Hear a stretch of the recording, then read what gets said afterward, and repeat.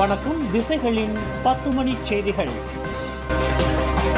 JSSEZ விவகாரத்தை பிரச்சாரத்திற்கு பயன்படுத்த வேண்டாம். ஆன் ஆபீஸுக்கு பிரதமர் அன்வார் அறிவுறுத்தல்.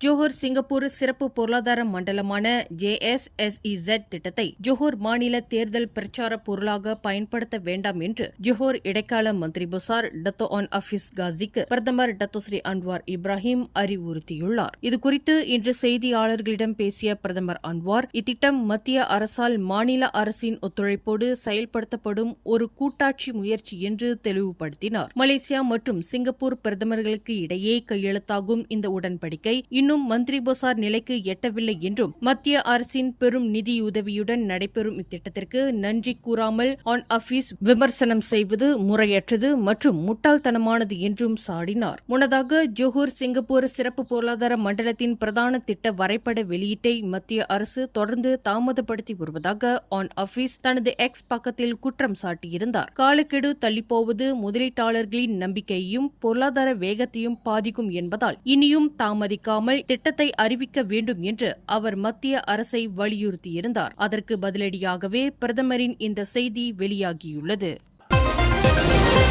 பக்கத்தான் ஹரப்பான் தலைமையிலான மத்திய அரசும் பினாங்கு மற்றும் ஸ்லாங்கூர் மாநில அரசுகளும் தங்களின் வலுவான தலைமைத்துவத்தால் சிறந்த பொருளாதார வளர்ச்சியை நிலைநிறுத்தியுள்ளதாக அதன் தலைவர் மன்ற உறுப்பினரான டத்தோஸ்ரீ அமீருடின் ஷாரி தெரிவித்துள்ளார். ஜோஹர் மாநில தேர்தல் அறிக்கை வெளியீட்டு விழாவில் பேசிய ஸ்லாங்கூர் மந்திரி பசாரான அமீருடின், பிரதமர் டத்தோஸ்ரீ அன்வார் இப்ராஹிம் தலைமையிலான ஆட்சி ரிங்கெட்டின் மதிப்பை கடந்த 16 ஆண்டுகளில் இல்லாத அளவிற்கு உயர்த்தியுள்ளதாக குறிப்பிட்டார். மேலும் நாட்டின் பொருளாதாரத்தில் பினாங்கு மற்றும் ஸ்லாங்கூர் மாநிலங்கள் மட்டுமே 40 விழுக்காடு பங்களிப்பை வழங்குவதாகவும், கடந்த ஆண்டு ஸ்லாங்கூரின் பொருளாதாரம் 460 பில்லியன் ரிங்கெட்டாக வளர்ந்து ஜோஹர் மாநில பொருளாதாரத்தை விட 2 மடங்கு உயர்ந்துள்ளதாகவும் அவர் கூறினார். ஜோஹர் தேர்தலில் பக்கத்தான் ஹரப்பான் கூட்டணிக்கு மக்கள் வாய்ப்பளித்தால் ஆட்சி அமைத்த 3 முதல் 6 மாதங்களுக்குள் மாநில மேம்பாட்டு திட்டம் வெளியிடப்படும் என்றும் ஸ்லாங்கூர் மந்திரி பசார் உறுதியளித்தார். 56 சட்டமன்ற தொகுதிகளுக்கான ஜோஹர் மாநில தேர்தல்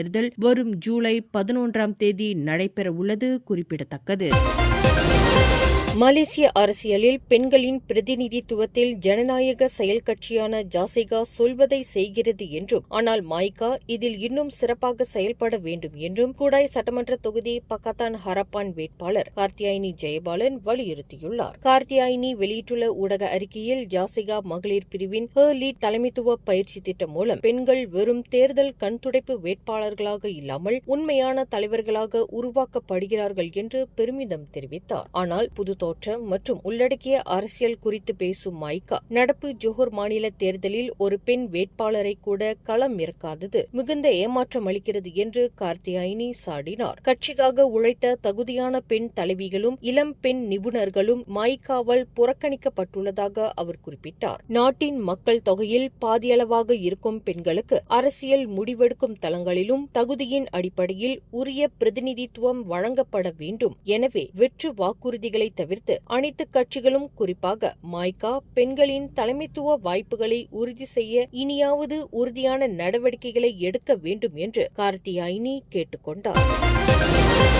தாய்லாந்து நராத்திவாட் பகுதியில் உள்ள தக்பாய் என்னுமிடத்தில் அண்மையில் நிகழ்ந்த குண்டுவெடிப்பில் 2 மலேசியர்கள் காயமடைந்தனர். இதனைத் தொடர்ந்து தாய்லாந்திற்குள் நுழையும் மலேசியர்களின் பாதுகாப்பிற்கு எப்போதும் முன்னுரிமை அளிக்கப்படும் என்று தாய்லாந்து அதிகாரிகள் உறுதியளித்துள்ளனர். பாதிக்கப்பட்டவர்களுக்கு உரிய இழப்பீடு உள்ளிட்ட உதவிகள் வழங்கப்படும் என்றும், குற்ற செயல்களை தடுக்க எல்லை பாதுகாப்பு பலப்படுத்தப்படும் என்றும் தாய்லாந்து அரசு தெரிவித்துள்ளது. மலேசியாவின் பொது நடவடிக்கை படையின் தென்கிழக்கு பிரிகேட் தளபதி ரஸ்லியிடம் தாய்லாந்தின் அண்டை நாடுகள் ஒருங்கிணைப்பு மையத்தின் துணைத் தலைவர் ஜெனரல் சூரதேப் இந்த உறுதியை வழங்கினார். மேலும் இரு நாட்டு எல்லை பாதுகாப்பு படைகளும் இணைந்து போதைப்பொருள் கடத்தல், சட்டவிரோத குடியேற்றம் மற்றும் ஆயுத கடத்தல் போன்ற எல்லை தாண்டிய குற்றங்களை ஒடுக்க தீவிரமாக செயல்பட இச்சந்திப்பில் முடிவெடுக்கப்பட்டது. ஜோஹர் மாநில சட்டமன்ற தேர்தலில் N-7 புக்கிட் கப்போங் சட்டமன்ற தொகுதியில் PKR சார்பில் பக்கத்தான் ஹரப்பான் வேட்பாளராக போட்டியிடும் சி. சுப்பிரமணி என்ற மணி இத்தொகுதியின் ஒட்டுமொத்த வளர்ச்சிக்கான தனது 5 முக்கிய உறுதிமொழிகளை செய்தியாளர் சந்திப்பில் அதிகாரப்பூர்வமாக வெளியிட்டுள்ளார். மாநில பக்கத்தான் ஹரப்பான் தலைவர்கள் மற்றும் தேர்தல் பணிக்குழுவினரின் முன்னிலையில் நடைபெற்ற இச்சந்திப்பில் வேட்பாளர் மணி வெளியிட்ட 5 முக்கிய திட்டங்கள் தொகுதிக்கு முக்கியத்துவம் வாய்ந்ததாகும். Saya ada 5 tekad buat Bukit Kepong. Saya Mani, calon harapan bagi N07 Bukit Kepong, menawarkan diri untuk menjadi suara rakyat dengan satu komitmen yang jelas, berkhidmat, bekerja dan membawa pembangunan yang memberi manfaat kepada seluruh warga Bukit Kepong. Saya percaya kawasan mempunyai potensi untuk maju jika dipimpin dengan amanah, perancangan yang baik dan sentiasa dengar denyutan nadi rakyat. Atas dasar itu, saya menggariskan 5 tekad buat Bukit Kepong sebagai komitmen saya kepada seluruh penduduk. புக்கிட் Kampung இளைஞர்கள் வேலை தேடி Singapore அல்லது Johor பாருவிற்கு இடம்பெயர்வதை தடுக்க உள்ளூரிலேயே டிவெட் திறன் பயிற்சி மற்றும் வேலை வாய்ப்புகள் உருவாக்கப்படும் என்றார். தொகுதியின் பொருளாதார முதுகெலும்பாக திகழும் சிறு வணிகர்கள் மற்றும் குடும்ப தொழில்களுக்கு தேவையான நிதி, பயிற்சி மற்றும் தொழில்நுட்ப உதவிகள் வழங்கப்படும். தவிர புக்கிட் கப்போங்கில் வரலாற்று சிறப்பு, கலாச்சாரம் மற்றும் இயற்கை வளங்களை பயன்படுத்தி சுற்றுலாத்துறையை மேம்படுத்தி மக்களின் வருவாயை பெருக்குதல், ஏழை எளிய குடும்பங்கள் மற்றும் இளைஞர்களின் சொந்த வீட்டுக் கனவை நனவாக்க தரமான மலிவு விலை வீட்டுத் திட்டங்களை கொண்டு வருதல், குறுகலான சாலைகளை விரிவுபடுத்துதல், தெரு விளக்குகள் அமைத்தல் மற்றும் 10 நிமிட மழைக்கே வெள்ளம் தேங்கும் மோசமான வடிகால் அமைப்புகளை சீரமைத்தல் முதலிய திட்டங்கள் அமல்படுத்தப்படும் என்று மணி உறுதியளித்தார். செய்தியாளர்களின் கேள்விக்கு பதிலளித்த மணி, இத்தொகுதி கடந்த 48 ஆண்டுகளாக நாட்டின் மிக உயரிய பதவிகளை வகித்த தலைவர்களை, குறிப்பாக முன்னாள் மந்திரி பசார்கள் வீற்றிருந்த தொகுதியாகும். அதேபோன்ற முன்னாள் நாடாளுமன்ற உறுப்பினர்களும் இத்தொகுதியில் போட்டியிட்டு வெற்றி பெற்றுள்ளனர். இவ்வளவு பெரிய தலைவர்கள் இருந்தும் புக்கிட் கப்போங் தொகுதி இன்னும் கிராமப்புறமாகவே காட்சியளிப்பதோடு 30 ஆண்டுகால வெள்ள பிரச்சினைக்கு கூட இன்னும் தீர்வு காணப்படவில்லை என மிகுந்த வேதனையுடன் சாடினார். தாம் புக்கிட் கப்போங் தொகுதியில் வெற்றி பெற்றால் மத்திய மற்றும் மாநில அரசுகளின் ஆதரவோடு இத்தொகுதியின் உள்கட்டமைப்பு மற்றும் வாழ்வாதார பிரச்சினைகளுக்கு தான் ஒரு பாலமாக இருந்து நிச்சயம் தீர்வு காண முயல்வேன் என்றும், எனவே தொகுதி மக்கள் தனக்கு ஒருமுறை வாய்ப்பளிக்க வேண்டும் என்றும் பக்கத்தான் ஹரப்பான் வேட்பாளர் மணி கேட்டுக்கொண்டார். தைப்பிங் சிறைச்சாலையில் கைதிகளை தாக்கி காயம் ஏற்படுத்தியதாக குற்றம் சாட்டப்பட்ட 5 சிறை வார்டன்கள் தைப்பிங் மஜிஸ்ட்ரேட் நீதிமன்றத்தில் தங்களின் மீதான குற்றச்சாட்டுகளை மறுத்து விசாரணை கோரியுள்ளனர். கடந்த ஆண்டு ஜனவரி 17ஆம் தேதி சிறையில் இருந்த 3 கைதிகளை தாக்கியதாக இவர்கள் மீது குற்றவியல் சட்டப்பிரிவுகள் 323 மற்றும் 324 கீழ் வெவ்வேறு நீதிமன்றங்களில் வழக்குகள் பதியப்பட்டுள்ளன.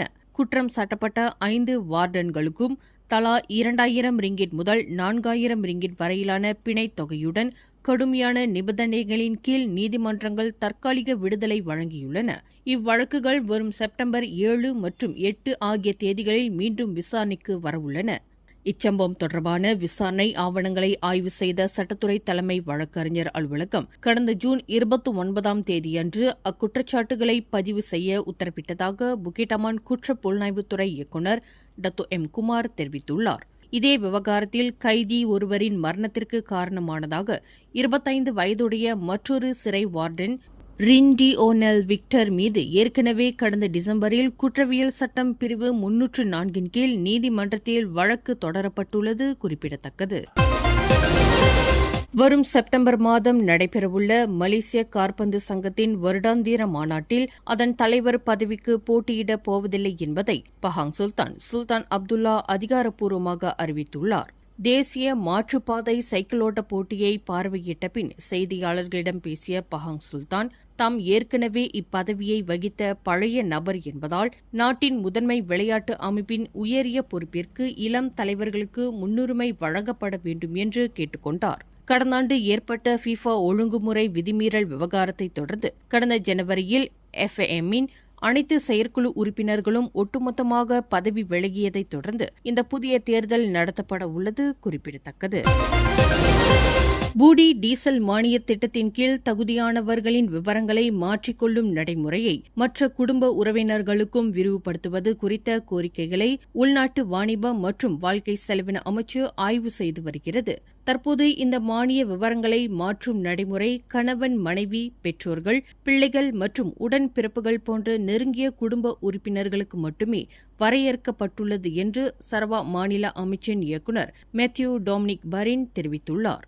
ஜூலை 1 முதல் நாடு தழுவிய அளவில் பூடி டீசல் திட்டத்தின் கீழ் மானிய விலையிலான டீசல் 1 லிட்டர் 2 ரிங்கெட் 10 சென்னுக்கு விற்கப்பட்டு வரும் நிலையில் பொதுமக்களின் இந்த கவலைகள் மற்றும் கேள்விகள் குறித்து அமைச்சு பரிசீலித்து வருவதாக அவர் கூறினார். மேலும் சரவாக்கில் மானிய விலையிலான டீசல் கட்டுப்பாட்டு அமைப்பின் கீழ் தகுதி பெற்றுள்ள 37,880 வணிக வாகனங்களில் 26,000க்கும் அதிகமான வாகனங்கள் ஏற்கனவே இந்த திட்டத்தில் பதிவு செய்துள்ளதாக குறிப்பிட்ட அவர், தகுதியுள்ள பிற வாகன உரிமையாளர்களும் மை சப்சிடி இணையதளம் வழியாக விண்ணப்பித்து இந்த மானியத்தை பெற்றுக் கொள்ளலாம் என்று அழைப்பு விடுத்துள்ளார். இத்திட்டத்தின் கீழ் ஏற்கனவே உள்ள 23 வாகன பிரிவுகளுடன் தற்போது நிறுவனங்களுக்கு சொந்தமான ஜீப் மற்றும் பிக்கப் ரக தனியார் வாகனங்களும் புதிதாக சேர்க்கப்பட்டுள்ளன. சமூக பாதுகாப்பு நிறுவனமான சொக்சோ அமைப்பின் வேலைக்கு அப்பாற்பட்ட விபத்துக்கான காப்புறுதி திட்டமான லிண்டோங் டோப்லோ ஒம்பட்ஜாம் அமல்படுத்தப்பட்ட முதல் மாதத்திலேயே 1.2 மில்லியன் ரிங்கெட்டுக்கும் அதிகமான இழப்பீட்டுத் தொகையை அது வழங்கியுள்ளது. கடந்த ஜூன் மாதம் தொடங்கப்பட்ட இத்திட்டத்தின் கீழ் 592 விண்ணப்பங்கள் பெறப்பட்டதாக பெர்கேசோ இன்று வெளியிட்ட அறிக்கையில் தெரிவித்துள்ளது. இதில் பெருமளவிலான தொகை, அதாவது 1.16 மில்லியன் ரிங்கெட் மருத்துவ உள்வைப்பு செலவுகளுக்காகவும் மீதமுள்ள தொகை தற்காலிக ஊனமுற்றோர் நலன்களுக்காகவும் வழங்கப்பட்டுள்ளது. வேலை நேரத்திற்கு வெளியே அல்லது வீட்டில் இருக்கும்போது ஏற்படும் விபத்துகளுக்கும் இதன் மூலம் தானியங்கி முறையில் முழுமையான காப்புறுதி வழங்கப்படுவதால் மலேசிய தொழிலாளர்களுக்கு இது ஒரு விரிவான சமூக பாதுகாப்பு வலையமைப்பாக மாறியுள்ளது. சரவா மற்றும் சபாவில் அண்மைய காலமாக ஏற்பட்ட விமான தாமதங்கள் மற்றும் ரத்துக்களால் பாதிக்கப்பட்ட பயணிகளிடம் ஏர் போர்னியோ நிறுவனம் அதிகாரப்பூர்வமாக மன்னிப்பு கேட்டுள்ளது. இதுகுறித்து பேசிய அதன் தலைமை நிர்வாக அதிகாரி மெகாட் ஆர்டியன் வீரா, திட்டமிடப்பட்ட பராமரிப்பு பணிகள் மற்றும் உதிரி பாகங்கள் கிடைப்பதில் ஏற்பட்ட தாமதம் காரணமாக ஒரே நேரத்தில் சில விமானங்கள் இயங்க முடியாமல் போனதே இந்த சேவை பாதிப்புக்கு காரணம் என்று விளக்கமளித்துள்ளார். பயணிகளின் பாதுகாப்பிற்கு முதலிடம் வழங்கி விமான சேவைகளை படிப்படியாக சீரமைக்க கூடுதல் நடவடிக்கைகள் எடுக்கப்பட்டு வருவதாக அவர் கூறினார். மேலும் தங்களின் செயல்பாட்டு திறனை வலுப்படுத்த விரைவில் ATR 72-600 ரக விமானங்கள் சேவையில் இணைக்கப்பட உள்ளதாகவும் பாதிக்கப்பட்ட பயணிகளுக்கு மாற்று பயண ஏற்பாடுகள் மற்றும் தங்குமிட வசதிகள் செய்து தரப்பட்டுள்ளதாகவும் ஏர் போர்னியோ தெரிவித்துள்ளது. மனநல பாதிப்புடைய 47 வயது பெண் ஒருவர் திரங்கானு டுங்குன் சுங்கைப்பாக்கா பாலத்திலிருந்து ஆற்றில் விழுந்து அடித்துச் செல்லப்பட்டதைத் தொடர்ந்து அவர் நீரில் மூழ்கியிருக்கலாம் என அஞ்சப்படுகிறது. இன்று வெள்ளிக்கிழமை காலை 10:30 மணியளவில் தனது வீட்டிற்கு அருகிலுள்ள பாலத்திலிருந்து நோர் அஸ்னி டிம் என்ற பெண் ஆற்றில் விழுந்துள்ளார். இச்சம்பவத்தை நேரில் கண்ட அவரது 77 வயது தந்தை ஆற்றின் வலுவான நீரோட்டம் காரணமாக அவரை காப்பாற்ற முடியாமல் போனதாக டுங்குன் மாவட்ட போலீஸ் தலைவர் நீக் அப்துல் அலீம் தெரிவித்துள்ளார். தகவல் அறிந்து சம்பவ இடத்திற்கு விரைந்த பல்வேறு மீட்பு படையைச் சேர்ந்த 27 பணியாளர்கள் மற்றும் பொதுமக்கள் ஆற்றில் 2 கிலோமீட்டர் சுற்றளவிற்கு தீவிர தேடுதல் மற்றும் மீட்பு நடவடிக்கையில் ஈடுபட்டுள்ளனர். எனினும் இன்று மாலை வரை அந்த பெண் கண்டுபிடிக்கப்படவில்லை.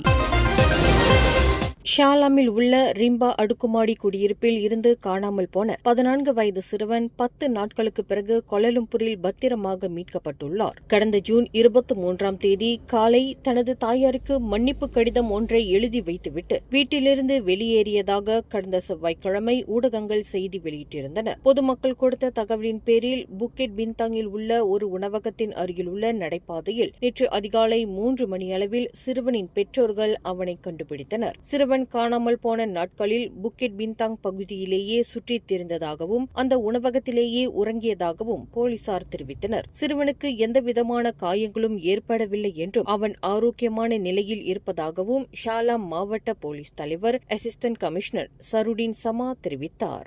மேலும் செய்திகளை தெரிந்து கொள்ள கீழே இருக்கும் பெல் பட்டனை அழுத்துங்கள். உங்கள் மகிழ்ச்சியை வெளிப்படுத்த லைக் மற்றும் ஷேர் செய்யுங்கள். தொடர்ந்து திசைகளோடு இணைந்திருக்க சப்ஸ்கிரைப் செய்யுங்கள்.